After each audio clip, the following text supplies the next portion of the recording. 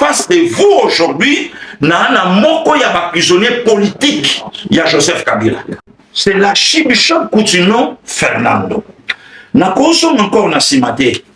Bakanga Coutinho na hôtel te, bakanga Coutinho na bar te, bakanga Coutinho na champ de bataille. Donc ça dit quoi? Sa Bible à la main, azoté à évangile.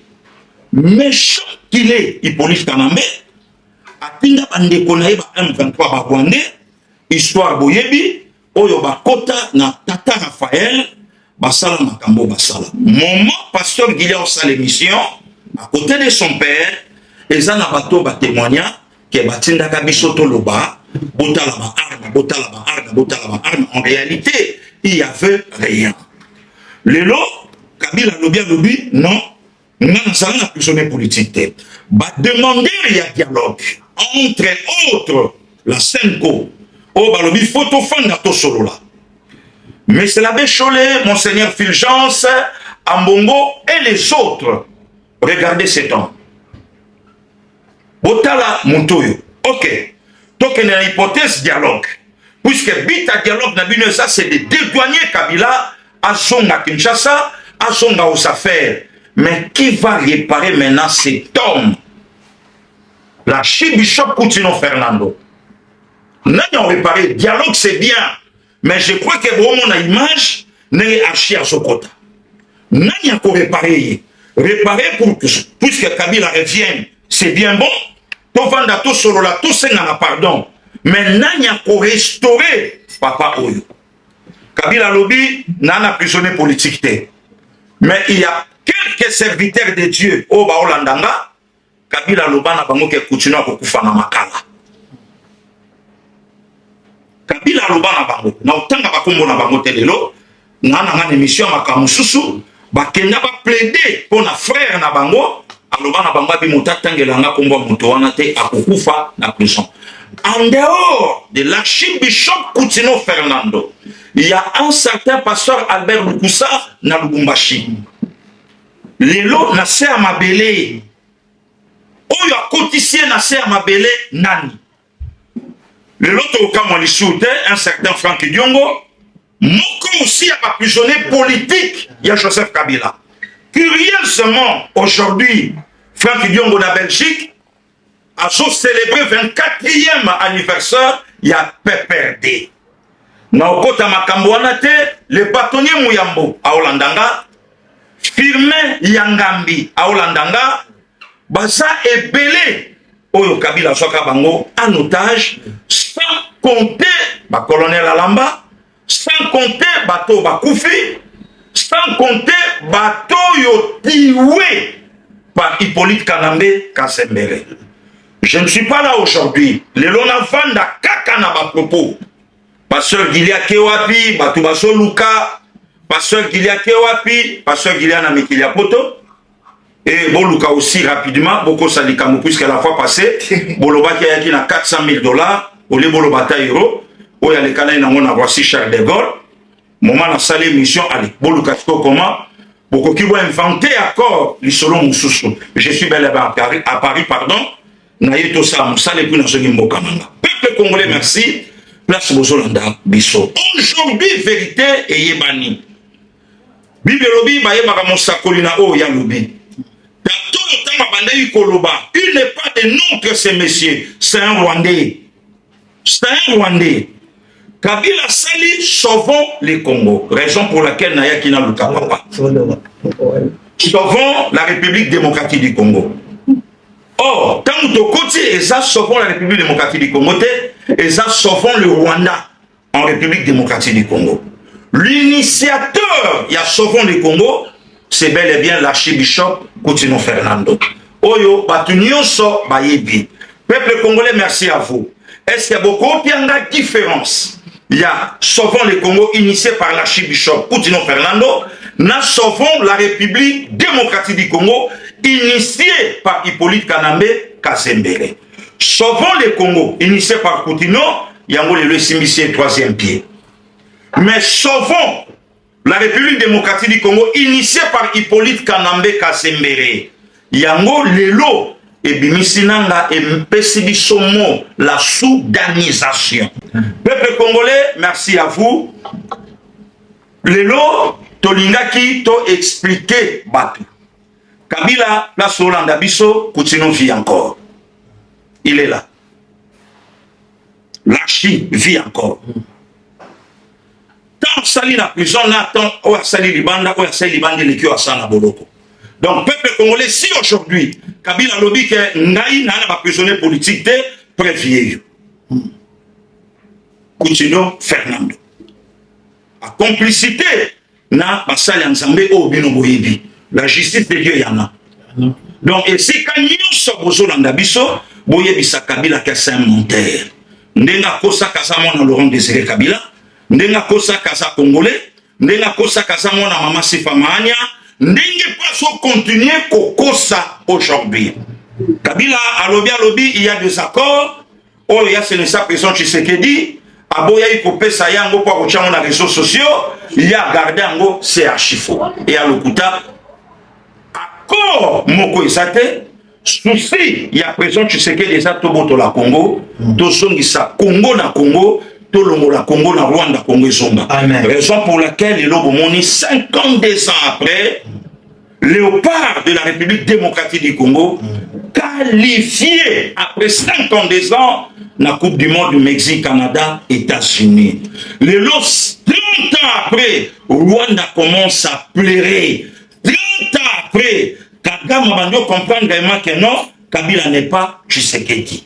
Peuple congolais, Tolinga Mboka na biso, to batela Mboka na biso, to simba Mboka na biso, to batela Mboka na biso, ya koyebisa batu ke Kabila c'est un menteur. Kabila c'est un menteur, papa, je ne sais pas. Bandeko ba Hollande yo monde entier.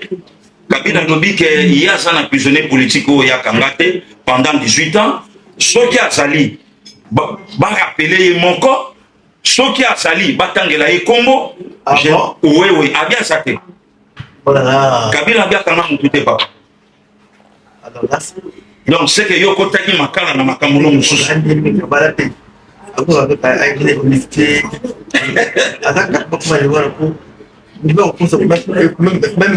collaborateur, il faut collaborateur oui. Mais les autres Franck Dion, on en a fait perdu. Mais c'est bizarre. Franck Dion a souffert la prison. A léi la prison de Rambo. Il a dit avant un pays, c'était un menteur. Il peut dire qu'Abal a été, a été Olivier, a été Olivier. C'est pas ça, madame. Et pas la Olivier. C'était un menteur. Tout ça, on était en paix. Par contre, ça va voter. Tu vas le méqueter. Et d'ailleurs, le langage de cet homme aussi, moi je dis son joli, le directeur à prison. Il disait, tu dois aller prisonnier personnel, il y a quelqu'un. Il y a mon directeur à prison, tu as le babon. Oh, on a dit que l'hôpital, il faut l'être et où tu as manqué à tout la Kabila, ce que tu dois à l'hôpital. On a des choses qui vont. Même pendant qu'il est dans la prison. Ok. Quand on est malade. Chaque prisonnier, quand il est malade, il a droit. Il y a soin. Il y a soin. Soit qu'il y a des marques de soins, et pas il y a directeur. Directeur a signé à quel hôpital. Mais Ngaï, après l'hôpital, le directeur la suite, il a bien 4 mamans, un certain 4 mamans. 4 mamans. Il n'est plus aujourd'hui. Depuis le 12 février 2012. Où tu n'as pas l'hôpital. 4 mamans quand tu n'es pas là. Ce que vous avez dit, oui, là, c'est là que vous êtes la présidence et il est dans la prison. Et vous pouvez mettre un gars qui est à l'hôpital. Ok. Papa, je suis déjà qu'il y a une analyse prisonnier personnel à Kabila. Donc, on ne peut rien faire sans Kabila. Il est déjà tout le monde. Comme ça, il avait la légende de Bango Pévé. Il y a des prisonniers personnels. Là, où nous soyons, il faut la Kabila. Et la Kamoué, c'est que tu dis, Oui, alors c'est que ce type-là, il a un problème de tête. Ah bien, un prisonnier politique, Grave. ceux qui m'ont a bien tangela et mon. Non seulement ça, et il m'a empoisonné à la prison. Ah bon? Il m'a gaz à la prison. Pour on dévoque à l'amba. Alors, le colonel Alamba. Donc, fallait beaucoup qu'il défende yo. Fallait la fois. On a eu Manzan Bazan. Dans la boy, la batterie ngaï. Où tu montes, là, la ça a encore peut-être même le cas. Alors, un problème. D'abord, fallait pas une demande qui est là, qui est de l'hôpital. Tu vas bien dans pas une balle bien dans ce qui a connu à l'hôpital. Mais moi, quand on est tout le temps que ça se passe. Donc, c'est sûr que ça n'a pas eu les temps va s'entraîner, on a eu beaucoup de filles. Il y a un et ça fait quand on a fait aucun hôpital, vous avez un je crois. Il n'est pas, ce type-là n'est pas normal. Moi, je dis seulement que ce type n'est pas normal. Et je dis aux kabbalistes, vous avez eu un homme anormal. Babi, mais. Ce type-là, c'est un Azali. Papa, Babi Motalingi Congo le quoi. Ya Zate, ya Tika Congo, ya Mobimba. Tika Congo, ya bien, le Congo est commis morcelé, tout ça. Soudanisation, le mot qu'on sait maintenant. Oui, la soudanisation. Mais c'est très grave pour dire que quand il est venu à pouvoir, il a fait ça dans sa tête. Quand vous parlez, non, moi je parle de la balkanisation. Lui, il réalise, c'est même pas ça. Moi, je vois autre chose. On a par exemple un Soudan. Dans il y a un soudanisation. Et c'est un exemple, madame.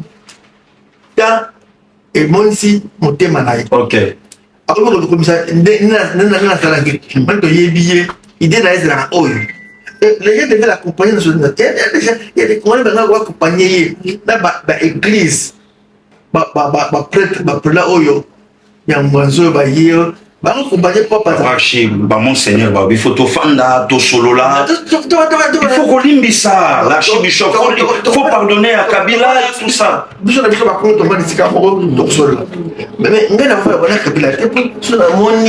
c'était dangereux. Comme vous avez maintenant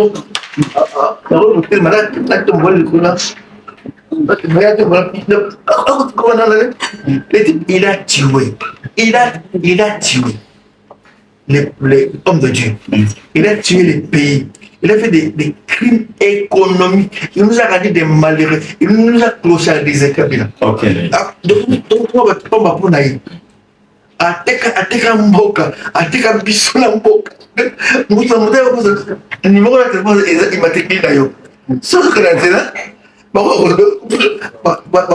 il m'a écrit non, il y a téléphone d'ailleurs, ok, d'ailleurs. Kabila nous a validé, nous a clochardisé. Alors Moutia Kanga. Il nous a fait des malheureux. Donc, maintenant, on va demander voilà maintenant pour moi ceux qui ont le pouvoir à Patamboka donc oh ça n'a eu beaucoup cahier beaucoup de ballons en ballon ça m'a ça méchant tenez salinga ma kongaike nzamba zanangai donc papa chi osa rescapé à bateau nyonso kota na bango prison obima yo moko posa na bongo oui. Où ça promotion va colonel Alamba? Oui, bien sûr. Bien sûr que oui. Donc, prisonnier, il y a Joseph Kabila. Oui. Mais Bango Bima, Yomoko Bimé, na ça fois le marché. Pasteur le Posa. Pasteur le Posa. Na Banclo un à l'époque. Un ami Macro. Ah, pasteur le Posa. Il était black. Il était très tenace. Kabila, il a tué Mandinga, il a à la fin, pourquoi ça n'est plus? Papa, je suis fait qu'à Senko, le dialogue fait à la piloter na bango. Babi, bamonde, batuba disposé que le dialogue à Senko, va piloter yango, ba simba yango, bamonde ba na clé, oh, bako bimisa mboko na malonga. Donc, en dehors, na bango rien. Sur base de quel principe? 1. 2. Sur base de quelle loi? Parce que Bazali allait voir les évêques, en plus le monde est trop bien pour eux. les aventuriers à 5 coups. Papa Chimon va le bébé non bois binsambi nsambi. Oh.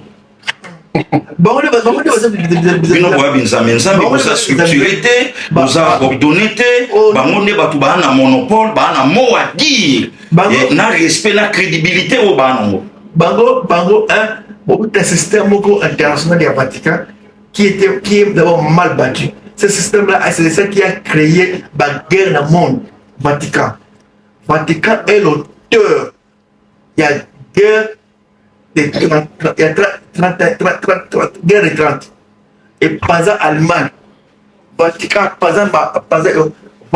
travaillé avec Hitler. Ok. Il ne faut pas oublier ça. Ok. Vatican est très... Voilà, on a préparé test d'anglais sur Vatican. Donc, publié Marc Weber dans sa étude sur Vatican. Vatican, il a sur sa destruction du monde. Vatican a cette aventure dans le monde. Donc, ça a même aventure en Afrique, dans le Congo. Vatican, ils ont créé à mon côté. Les gens qui sont bien du Vatican, dans le comportement là-bas. Abbé, moi la plupart des questions de wana, muni abbé, la Mickey. Va créer. En tout cas, dans le Congo, ils ont mon côté et puis abbé dignité, une certaine crédibilité pour poser ma cam. On croyait à l'époque dans archevêque papa Monsengo. Oui, Laurent Monsengo passé position. Ok. Soutenir le peuple. C'est le seul que je respecte parmi parmi les évêques. Et avec lui, on parlait plus de la philosophie du pays. Ok. Pas on parlait de la philosophie. Il est un grand philosophe. On parlait de lui, moi, Pangwanda. On discutait beaucoup de la philosophie. Mais il a ce sont des enfants. Mickey. Bon, c'est pas pour le grand bon. Bon, on va Foltana na Lumbashi. Bon, on bongo Bandia. C'est fini. Est-ce que papa Chapi d'accord dans le dialogue? Dialogue, puisque payer ça la crise, payer ça la problème. Alors, dialogue avec qui?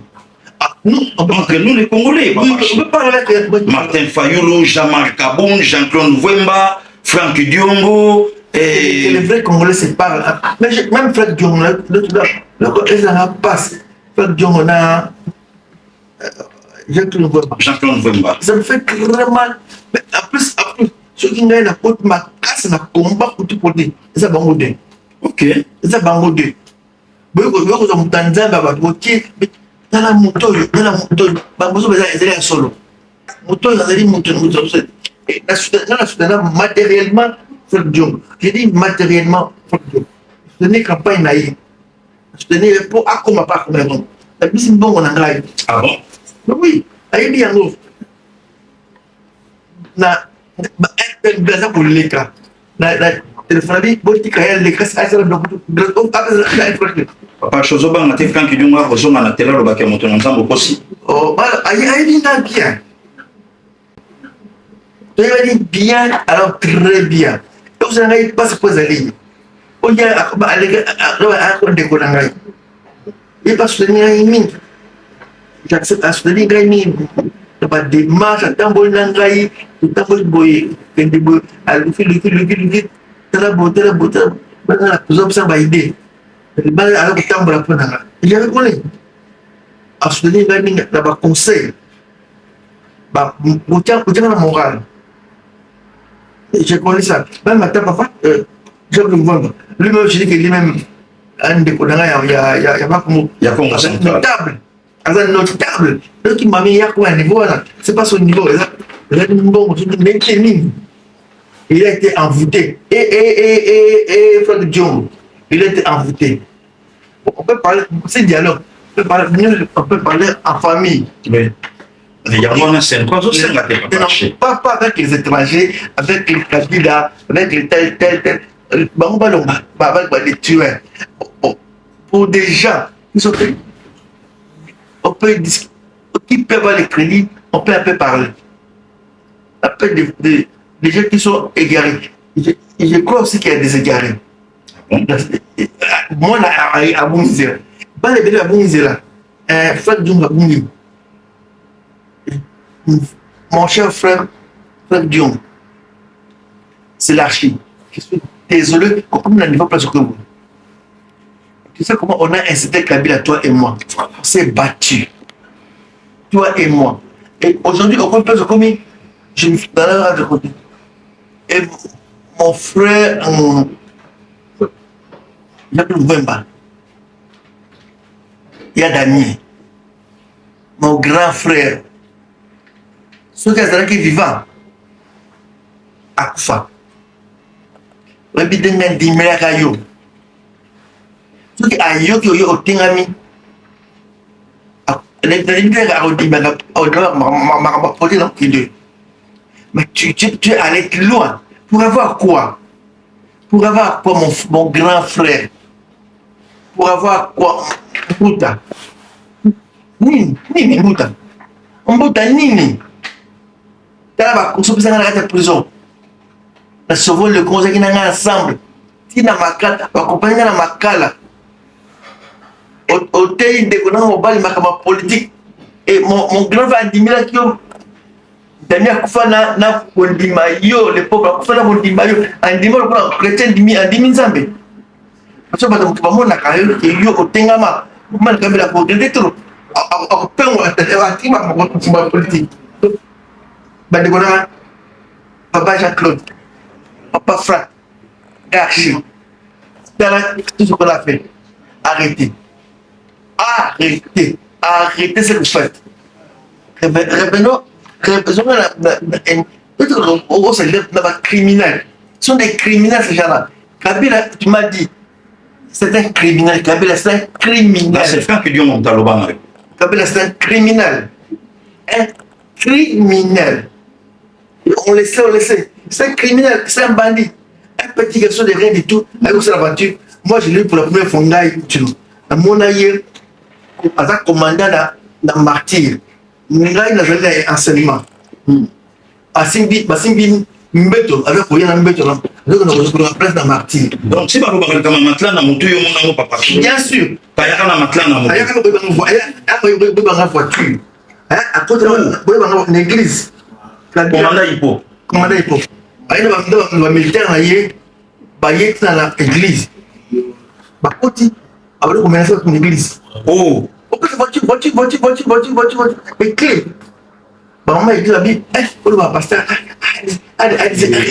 à clé. Voilà encore des vérités au peuple congolais. Et zo bimalelo. On peut ça. Dans le chrétien à moi ni. Alors c'est quand la gagne. Commandant Ipo. Moi le commandant Ipo. Il commandait la martyr. Le jour là, on va Pas PC mutu. On va passer à clé. La thématique la précise. Et avant de démarrer, c'est mon père qui te dit, avec Keba embrayage. Alors, il kabisa kidogo basi. Amona Mercedes et kitoko mbali boso et pas d'angai. Moyi binangai, l'homme est comme président. Moyi binangai, moyi binangai. Moyi bon tout quand enseignement. Comme président. Non, on a oublié. Oh, la président. Oh, la moyi binangai. Tu bien un général mon lait la cacaille. Non, il y a un président. Moyi binangai a comme président angai. Moyi binangai. Mon toi il va le monter quand enseignement. Non. Ça c'est quoi ça? Donc makambo yo ba bishop mon père ba bien bien. Mais ba ata aller na bango yo église a dans loi.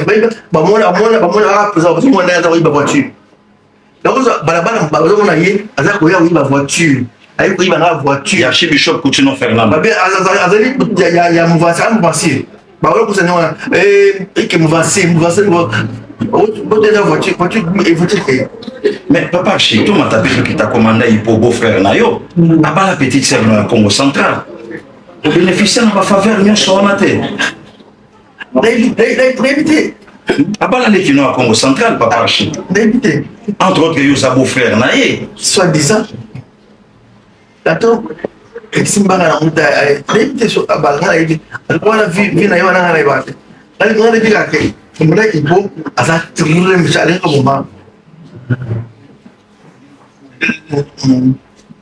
misa manana na mboka abete masibo za na mbongo balezi na mbongo oh asa mabe komanda lipo kabele za mutu mabe alobi mutu asimba constitution te papa che osimba ngo constitution mutu asimba te po bino bolingaka te alingi constitution wana en tout cas aoya Kinshasa bafwa bashala ngai na kozwa demi million 500 000 signature na kolba yango na kozwa yango à partir ya poto ya place ozali na kini pe posela papa che aoya Kinshasa bien sûr mpona kongo apoya na biloko mikemike eloko natinga kelke kine na kelke examen ya posala médecin nga na soda nakokanga motema bia nakende mpona kongo soki okufa na kongo il faudrait qu'il me demande pour la constitution me demande de demander 100 000 et puis la 5 000 ans on a pris 500 000 ah bon si on a 500 000 personnes à Tijuana ce que j'ai jamais été ah bon papa che quand on a 500 000 il y a signature parce que la constitution comment vous dites pas de plus mais papa che c'est quoi lobby c'est quoi lobby kosimba constitution sikoyo et ko diviser encore peuple congolais toi na makambo ebele est-ce que faut tosimba encore constitution c'est la bande des aventuriers, des comédiens. Ah bon? On peut faire Charlot, Maxenko, Charlot,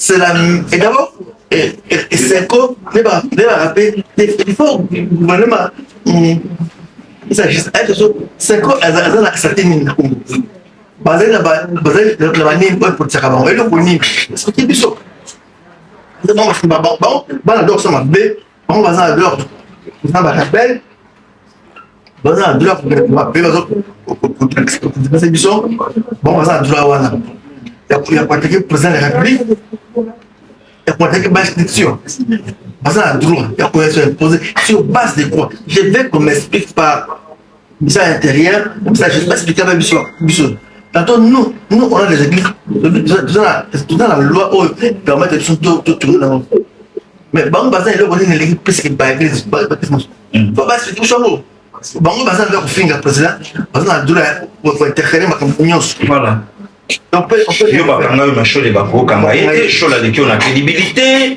chole tout ça donc c'est la B moi je suis archevêque il va faut qu'on va parler yo bakanga yo batika yo bolungu machole bakosimba ete ya atanga soka bana bakole ngaza docteur il azali soki D6 il faudrait ça tenir la ba chole wana ah petit donc voilà donc ngai tata na yi ko na yi pas il est tout dans la vie moi je parle avec mon papa mon soeur parlait comme ça comme des hommes donc sur les campus peut pas archer un petit rien du tout moi attends ça va philo papa oh philo là ça va philo à la Sorbonne ok ça va philo à quoi philo na hanga kipao asala filo wapi c'est ce que je respectais c'est Monsen cet homme était très intelligent papa ce Monsen vous était très il aimait le peuple en dehors de lui normalement voilà peuple congolais toujours Olanda biso toza na restaurant et pas ya Shida Ibula bino moko boyebi et ça place au Congo et Salama na poto ce montant en France précisément na Saint-Denis oui pas Shida Ibula c'est que non comme parité maximum de respect na maître Aiglon Pongo Achudabis toujours na pointe Niama Solo maître Toxique toujours na pointe et Carmi Mouba tout ça toujours ensemble batoyo ba ça pour encadrer et si Canyon sort Makambo et les Ghana comme il se doit donc champion 4 donc DJ Sony on est toujours ensemble chez vous Nengeto Sala Jadis Lutumba Nzamba Batelane Mujolanda Biso esika nyonso bozali. Un mot papa Archie na Congolais et Congolais ba Hollanda. Est-ce que tout s'est penché dans un changement? Il y a constitution, bien révision en constitution, apport il y a constitution les lots. Ce qui tout changé et porté ni n'amok. C'est la question. Qu'est-ce qui peut le changer? Le lot soit changé beaucoup de choses parce que la constitution là, elle est accord ennemi, accord politique. Et comme il constitue à Moka. Accord ennemi là il y a 2002. Oui, c'est-à-dire accord il y a l'époque. Par contre, c'est une constitution, il est en Moka. Il va modifier, il y a des témoignages, il y a ex-alliés, il y a les pères, les petits voyous ici, Kanambi. Ils ont dit qu'ils connaissent la constitution. Il n'est pas chez la constitution, c'est de tous les pays. Nous devions maintenant, nous les Congolais, avec le leadership, il y a le président Fachi, tout monter, construire sur mon compte. C'est une occasion. Moi, je dis, moi, je ne parle pas de la modification, moi, je parle de changement total. Voilà, changement total. Les mots, parce qu'il y a des. On va toucher la donc, moi, je vais aller. Je parle de changement. Donc, article 1, article 2. Donc, pour ça, je vais article 1. Il y a pour dire, on a choqué. Article 1, c'est quoi? On dit quoi? L'article 1, c'est l'article qui introduit la posture. Qu'est-ce qu'il est? On a très choqué. Vous dites que c'est pas bien.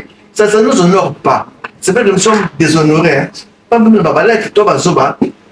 Attends, comment il donc, tout le monde a mis. Arrêtez. Il faut tout changer le courant. Papa Chiba Fayou Balingité, Jean-Marc Kaboum Balingité, et opposant Balingité, Balobi changer la constitution. Opposant, Jean-Marc Kaboum, Martin Fayou, c'est pas mon frère. Malheureusement, la politique divise les gens. Je ne peux pas parler du mal dans Martin Fayou. C'est mon frère. On a travaillé, on s'est battu ensemble. Ensemble. Moi, je crois au combat. La ligue d'Abanda, c'est marqué par lui. Ok.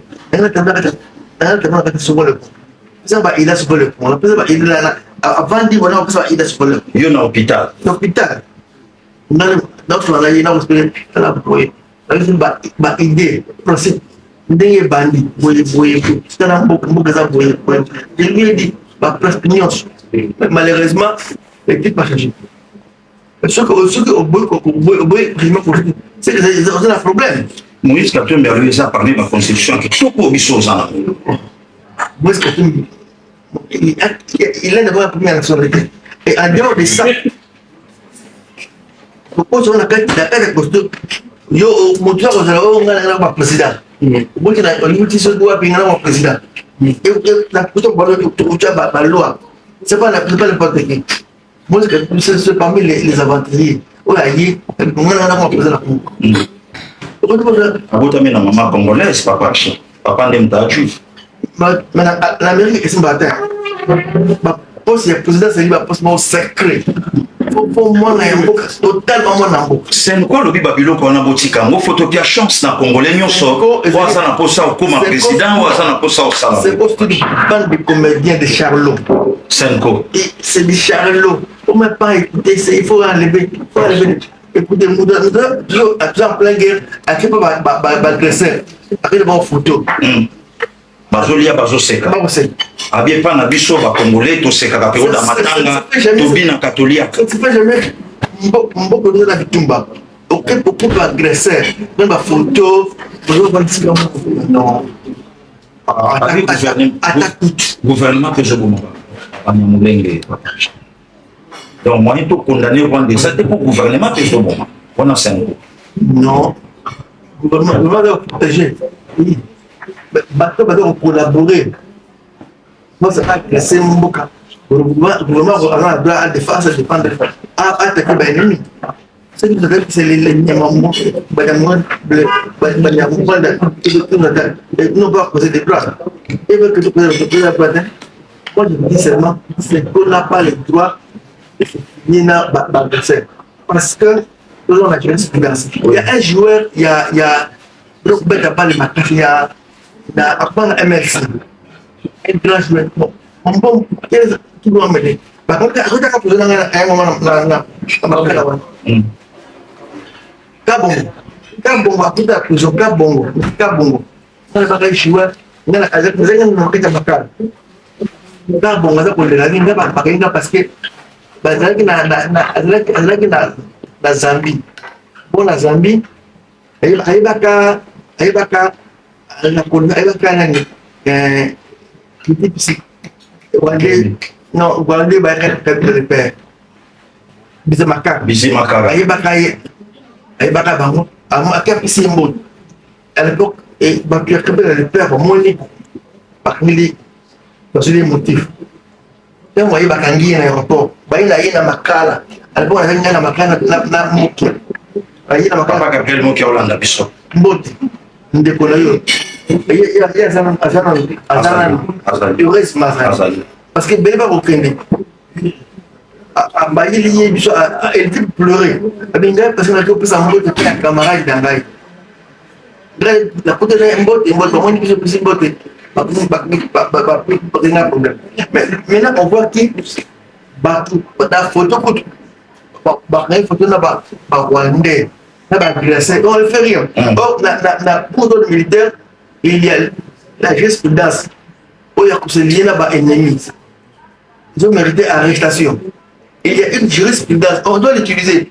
Sinon, on ne l'utilise pas. Mais Kabila Zanakoma, bien Sananda, son mandat depuis 1999, a droit à vendre Nagoma, il est chez lui, à sa l'aise Nagoma, papa chez. On a moins son mandat, pourtant, on a joué au Mercedes. En 1999, il fallait qu'il soit propriétaire. Bon, ce type, c'est un grand menteur. Il est menteur. Il est à ce que ça vient de bon, elle n'a jamais prisonnier. Qui m'a. Quand il peut battre il y a prisonnier politique au Yaka. Après, à Combo. Ah ouais. C'est dangereux ça. Oui. Il faut être fou, il y a les bons matés. Ça va faire normal. Il y a ça fou. Mais fou, il y a les bons matés. Il y a ça fou, il y a les bons matés. C'est un blague. Il y a un problème. Après, pour voir la cabale Olivier. Après, moi, la balle Olivier, c'est fou. Vous êtes incapable. Il est capable de tout. À ce moment-là, même là, collaborateur de Franck Dion, à faire souffrir Franck Dion à la prison. Vous allez Dion, voilà. Donc, vous voulez mourir de la façon dont vous êtes Dion. C'est la Bakoufa, bien pour la général Lian. Oui. Oui, après, c'est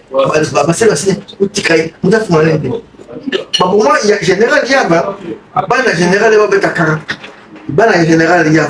Pour moi, général Lian. c'est dit qui connaît. Il était là pour aller bien comprendre. Ce n'est pas battre à Koufa qu'on a. C'est parce que le banal, le Koufa, à quand on a gagné. Pas Koufa. Il y a les. Non. On a vu les trucs comme ça. Alors, c'est une question qui a servi à intervenir. Boutika. De la masse à l'angaï. Et elle a pas l'angaï. Elle a le bilan à Sodana, a bien tout ça. Elle a bas son guinoki, de Basoda Bible. Donc, il y a un hôpital. Peut-être, nous avons la grâce à vous trouver un token. Dans la vie, à vous dire, on est dans ça, je suis allé quand tu vas y aller. À bien, non, au commissaire. Donc, à chaque fois, tout est regardé. Commandant a mis à l'hôpital, il y a une voiture. À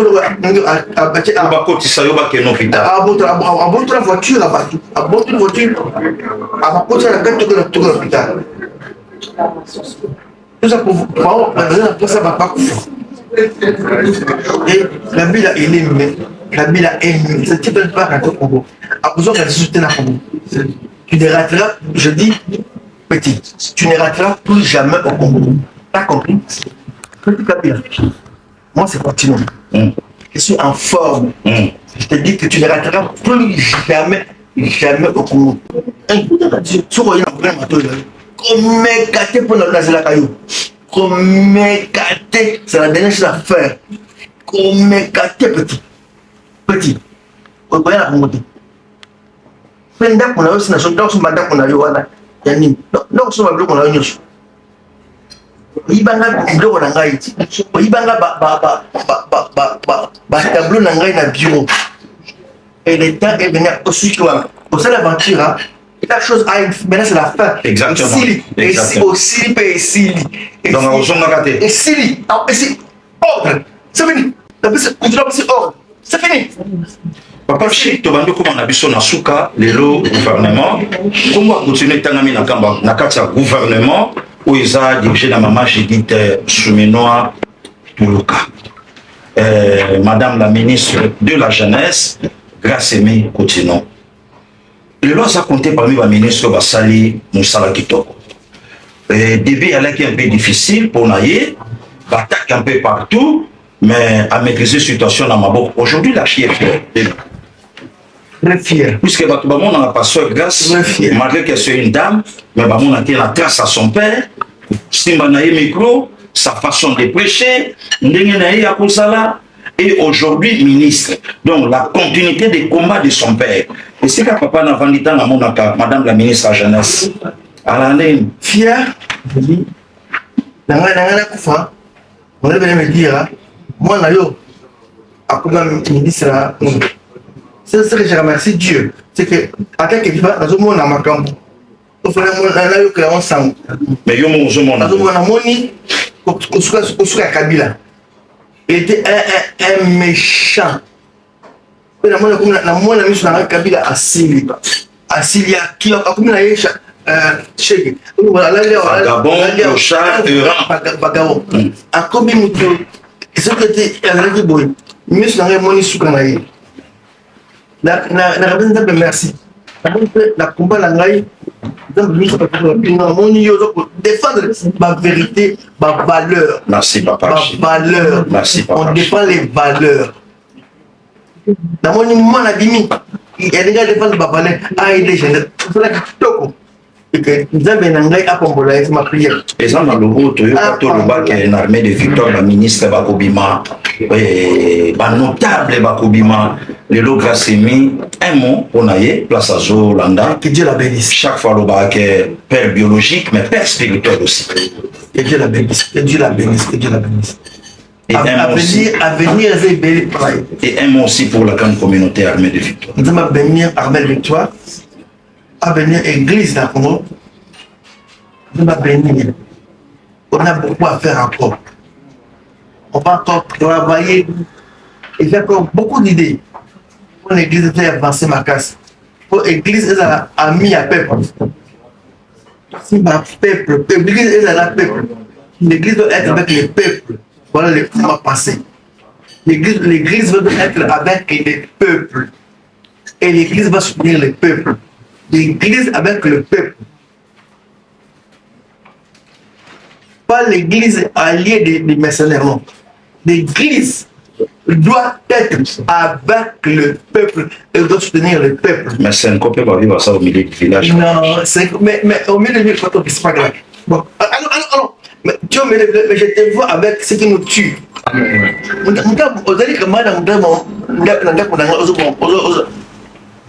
Celui qui est l'ami de mon ennemi, il est qui? Mon ennemi. Et pourquoi tu es soit tu as mon ennemi peut être avec moi. C'est comme, je répète, c'est un groupe des aventuriers, un groupe de charlots. Si vous n'avez pas connu Charlot, Charlot c'est qui? C'est un groupe de charlots. Des charlots. Je dis bien charlots. Donc, ça va un test dans la salle de doctorat, lequel se bâtira, bataille à la problème, il y a 5 cours. Et donc, voilà, 5 cours, pour l'anglais, voilà, et les gens qui ont visé. Au bout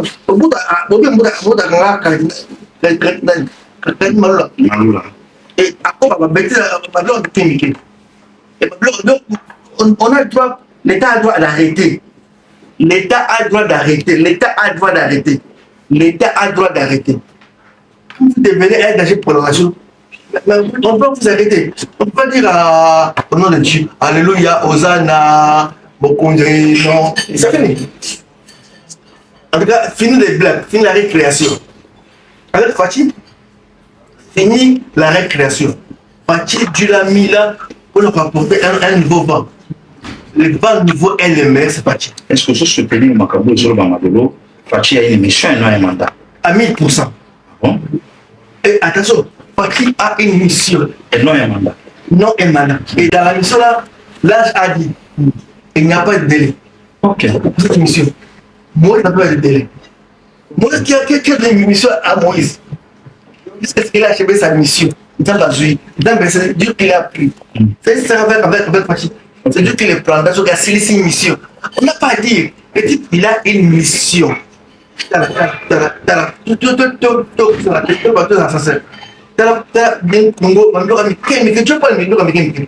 Match. Après 52 ans, écoute, il y a Dieu quelque part dans tout ça. Il y a Dieu. Il y a Dieu. Il y a Dieu. Si il ne pas avec Dieu, pour ne pas arriver à ce niveau-là, il y a un message, tout ça, quand même, tout ça, ma peine. Tout ça, que soyez un peu intelligent. Le point de comment le je pas ce qu'on appelle la production intellectuelle. Comment là, tu vas me dire, tu sais, facile, à ces gars, là, armée Mokoyo, armée Oyo, il n'y avait même pas armée. Il n'y avait pas d'armée, et non seulement tout dans la embargo. Là, le héritaki. Et en plus, à la guerre, l'armée est infiltrée. Donc, renseignement infiltré est infiltré. Elle peut nous souka, tel général infiltré. Mais j'ai tout mis sur toi. Mais Balobi a comme dictateur, Kabila Loubé, aujourd'hui Tshisekedi est devenu dictateur, Azoluka, Abotola, Alongo la dictature, Rwanda, Azon Samboka, il y a une époque, il y a démocratie. Congo, il faut qu'il y ait la rigueur. Et puis les petits n'ont pas étudié. On ne peut pas dire avec Kabila, sur le maçonnerie. Et type là, il ne peut pas parler de. D'abord, c'est un individu qui a écrit pour lui un discours. Il n'est pas capable de dans un moutoir 10 minutes. Voilà, 10 minutes. Alors, on dirait, on dirait que c'est mon bureau. Mon bureau, c'est le pied. Mon bureau, c'est le pied. Donc, il y a un logo qui est mon bureau. Mon bureau. Bon, sur le bureau. Mon bureau, c'est le pied. Mon bureau, c'est mon bureau. Demande mon bureau. Ok, ma phrase, mon bureau. Et à la fin, elle dit, comme c'est le cabinet qui prend tout. Alors, tout mon cabinet. J'ai dit mon bureau.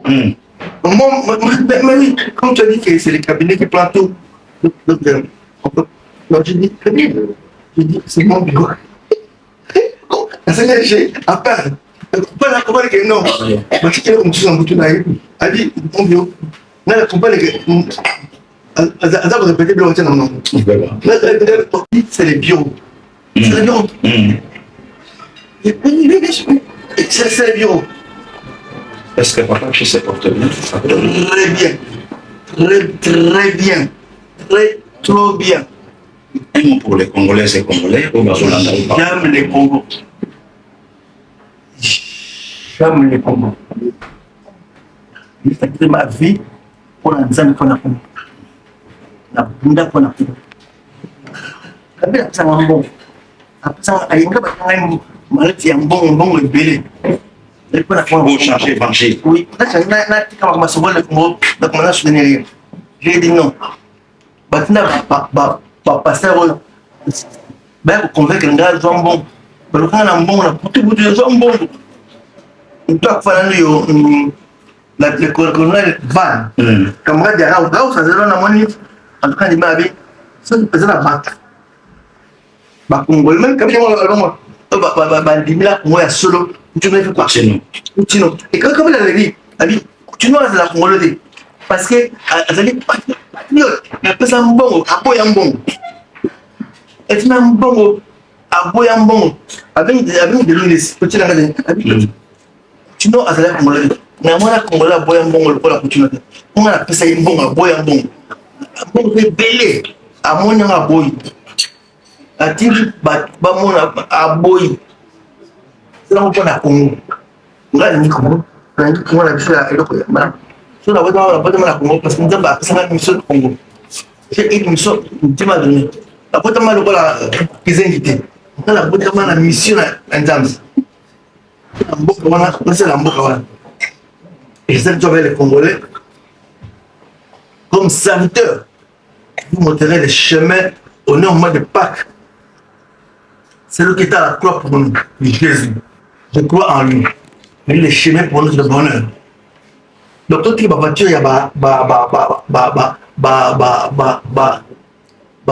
dialogue, il y a le couta. Tout ça, et là, on va aller sur mon et là, on va longa.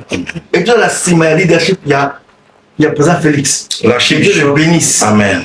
L'archibishop, merci beaucoup. Merci pour la privilège. Merci, papa. Merci. Oui, papa. Merci. Oui, très bien, ça évolue très bien. Oui, tout ça, là. Yo mo landa ndenge beto abina kinge bunge na culte mais chef bino besi présent ngebu présent binge photo kanato kana bino ozobi za présent ngebu na bandi ko basimbi micro bayimbi babi kusalela Yesu eza esengo moninga talafachi yako mangebu talafachi yako mangebu abini mama Judith ako mangebu. Donc c'était vraiment bien. Et donc à l'époque, je dis à l'époque, mon gars il n'a pas honoré. Oui, honoré Rwanda. Pas honoré, il n'a pas Kema. Oui. Pour les amboka la chrétien. OK. Que cela quand tu vas dans mon cela tu travailles beaucoup. Donc à l'époque ngebu. Vous êtes pas casse. C'est pas clair. Parce que le papa marche mon bout. Affaire la chose côté est passé dans la cambo. Oui. Je papa mba à côté papa Kema. Mon jeune Kema. Là il y a tout ça il m'a casse. Donc on sorti donc on n'a pas réponse c'est pas parce que il prophète Dieu disait chrétien la moi là il a chrétien en boka. L'autre. Donc moi ils aiment papa eux. C'est là où je dis que le type là, le président, il a une mission. Olinga de Sam so ni de Sam kinayo. Amukino sala kabila nayo. OK. Papa Chi, merci beaucoup. Chita. OK. Là le la vérité. Oh, parce que ça un bon côté, nous avons un bon hasard peut-être. Bon moi c'est bon, là la bon dans kabila. Après ça mon belé, la tête va boire. Mais moi je crois en mon idéologie. Il y a dans la classe, pas dans la mboka on. Donc la tanga mutu ça la malamu, la makas, la tanga. Donc faut ngate. Moi je dis c'est bien. Donc je dis la deux fois que mais je dis que cet homme là il a une mission. OK. Merci beaucoup l'archibishop Coutinho Fernando, merci. Ndeko ba Congolais bolanda ibiso to pa itope maté et sika nyonso toza il faut tout défendre mboka na biso pour to akana mboka moko wana la République démocratique du Congo na ngane bisaba ndeko ba na poto aujourd'hui tant mbongo ezota Rwanda ezokota poto changer évangile to penser na plus de 15 millions de Congolais ba kufi espace à 30 ans entre autres moko ya ba combattants ba bwaka na etangi ya bangando arma Kongulu oyo certificat de décès monanate oyo libulu bakunda ye ezate lelo tant to bandi koloba ke Kabila Fasonga to penser na Fidel Basana oyo bakufa na beau-frère na Floribert Chebeya bakuta mikuwa na concession moko na mitendi to beta lisolo ya archibishop Coutinho Fernando yeyo to beta ba colonel Alamba bakosela makambo aujourd'hui dans l'au-delà baza ebele donc ba congolais ska bozali boye bakake mboka eza ya biso il faut tout défendre. Tu sais que Dimbi a Cédric, merci beaucoup na grâce au accorda ki biso donc Shida Ibula merci na beau cadre Oyo Kopesai quand même biso je signale la présence de maître Toxic Niamasolo, maître Glompongo, Achudaya Olga, on est toujours ensemble. Garmi Moba Binoba Tubo encadra Kibiso, Yaromelo Kwa Ikondo, petit frère propre, Tobo Sanité, Zambé Abatela Bino, donner